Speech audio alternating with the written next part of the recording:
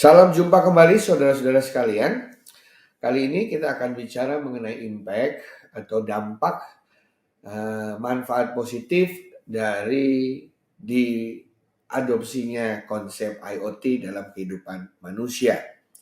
Seperti kita ketahui bersama, IoT sudah merupakan bagian dari kehidupan masyarakat modern, yaitu untuk meningkatkan kualitas kehidupan manusia. Mari kita lihat impact dan dampaknya.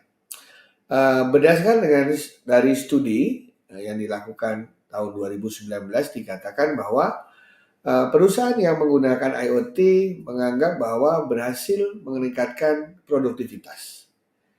Ya, kemudian juga berhasil mengurangi biaya-biaya yang tidak perlu yang dikeluarkan. Kemudian berhasil juga meningkatkan revenue atau pendapatan, ya tentu saja dengan lower cost dan increase revenue, profitabilitas juga meningkat. Kemudian sebagian mengatakan meningkatkan kapasitas dari produksi itu sendiri, memperbaiki corporate image ya, citra perusahaan ya, dan juga adanya peluang-peluang bisnis baru. Itu impact positif yang dilihat. Kalau kita zooming lagi dalam konteks bisnis ya, IoT berhasil meringkas workflow ya. Jadi urut rangkaian proses-proses yang panjang berhasil disederhanakan, berhasil disimplifikasi, diintegrasi maupun diotomatisasi dengan menggunakan teknologi IoT.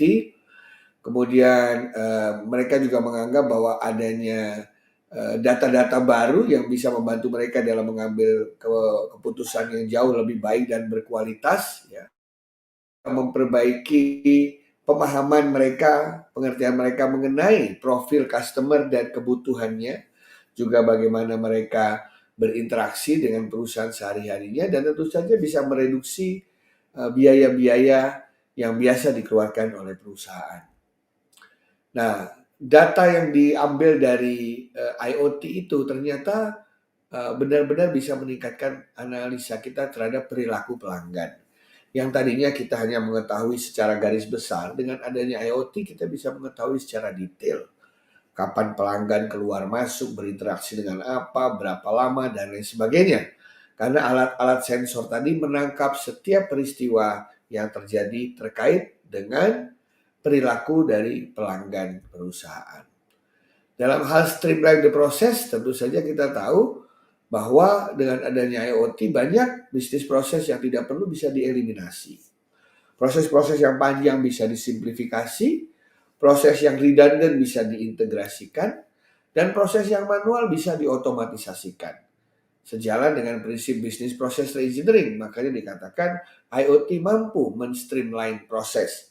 Streamline proses berarti mereduce biaya, yang artinya meningkatkan profitabilitas usaha. Biaya-biaya lain yang biasa dapat hilang adalah juga biaya pemeliharaan, biaya maintenance, ya tidak perlu ada orang yang memelihara atau melihat satu persatu, ya biasanya kan harus ada orang yang mengontrol ya, mesin kita dikontrol, sumber daya kita dikontrol oleh manusia yang selalu datang berkala, atau mengontrol stok persediaan barang. Dengan ada IoT maka kita tidak perlu menggaji banyak orang untuk melakukan hal itu. Dengan IoT kita juga bisa meningkatkan atau menduplikasi, maksud saya menggantikan pekerjaan yang sangat memakan waktu seperti supervisory, ya supervisor yang harus melihat, memonitor anak buahnya bekerja semua baik dengan tidak, dengan menggunakan sensor itu semua bisa dilakukan. Dengan kata lain, maka akan terjadi pengurangan biaya secara besar-besaran. Bagaimana IoT bisa meningkatkan revenue? Ya karena dengan menggunakan IoT kita bisa menawarkan layanan-layanan baru ya. Misalnya kita sekarang sudah ada IoT di rumah sakit atau di tempat-tempat publik. Nah, kadang-kadang misalnya di hotel atau di mall-mall ya, kalau ada satu perusahaan menawarkan layanan ya untuk mengawasi agar tidak ada orang-orang mencurigakan di dalam mall. Nah, itu perusahaan tersebut bisa mendapatkan pemasukan tambahan dari mall dan hotelnya. Caranya adalah sensornya dihubungkan dengan prosesor atau layanan atau software yang mereka kembangkan untuk menganalisa orang-orang yang mencurigakan. Perusahaan juga bisa menjual jasanya misalnya kepada para bank-bank ya, terutama di bagian kantor-kantor cabang untuk memonitor apakah customer-nya puas atau tidak dengan cara menganalisa raut wajahnya. Atau bisa dipakai juga untuk menciptakan model absensi baru berdasarkan face recognition untuk sekolah-sekolah. Jadi banyak sekali peluang-peluang bisnis baru yang bisa ditawarkan dengan adanya implementasi IoT. Hasil dari data juga sangat penting sekali karena database itu selain bisa kita pakai untuk mengambil keputusan, bisa juga membantu kita untuk melakukan analisis, ya, analisis terhadap berbagai hal. Bisa dipakai untuk melakukan prediksi apa yang kira-kira akan terjadi di kemudian hari, bahkan bisa membantu kita memberikan preskriptif. Karena kita tahu data-data yang ada dalam IoT ada merupakan bagian data yang tidak terpisahkan dari konsep big data. Dan yang terakhir, saudara-saudara kalian, kalau kita lihat bagaimana IoT itu dipergunakan dalam prakteknya, itu bisa memberikan nilai tambah yang pasti. Kalau perusahaan misalnya, perusahaan kan tujuannya adalah meningkatkan wealth atau profitabilitas. Dengan kata lain, IoT harus mampu memperlihatkan dia bisa meningkatkan revenue, bisa mereduksi biaya atau cost.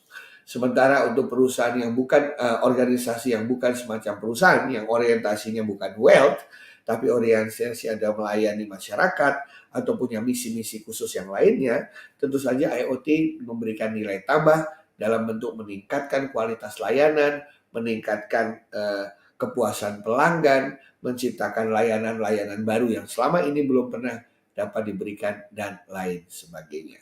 Itulah kurang lebih contoh-contoh serangkaian dari impact yang ditimbulkan dengan adanya penerapan konsep IoT bagi organisasi dan perusahaan.